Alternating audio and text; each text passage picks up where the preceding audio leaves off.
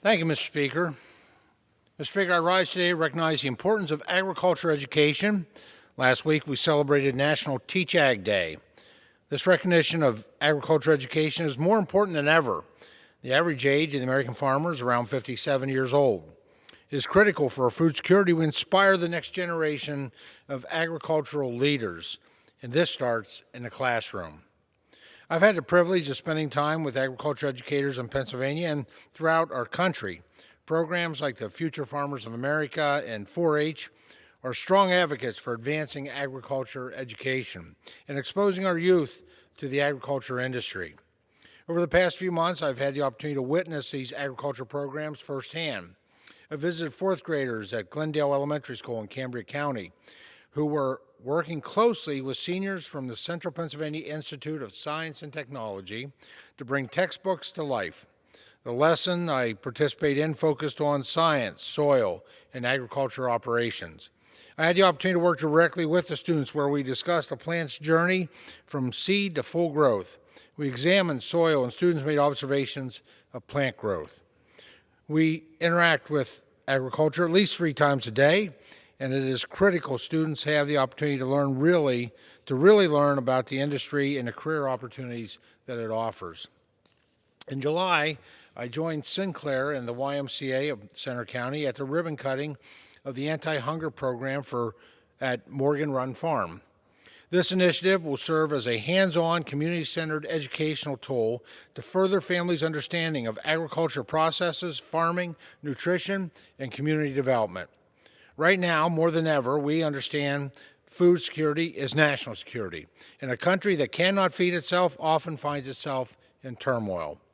Programs like the anti-hunger program at Morgan Run and the science lesson at Glendale Elementary are the first step in educating our youth about our food sources.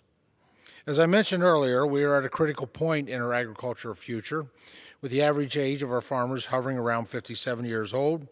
It is important that we develop the next generation of farmers.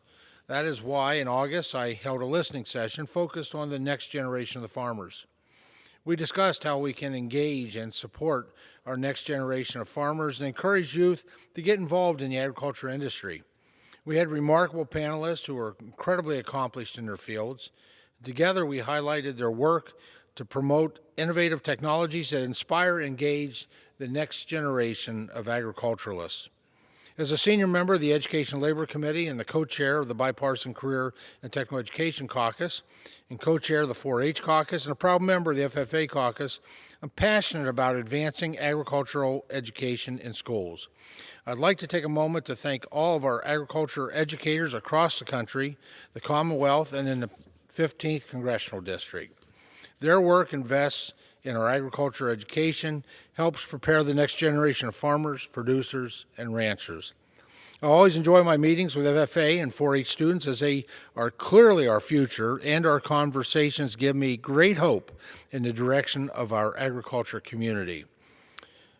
Mr. Speaker, in closing, I'd like to once again thank all those involved in agriculture education and empowering our next generation of farmers.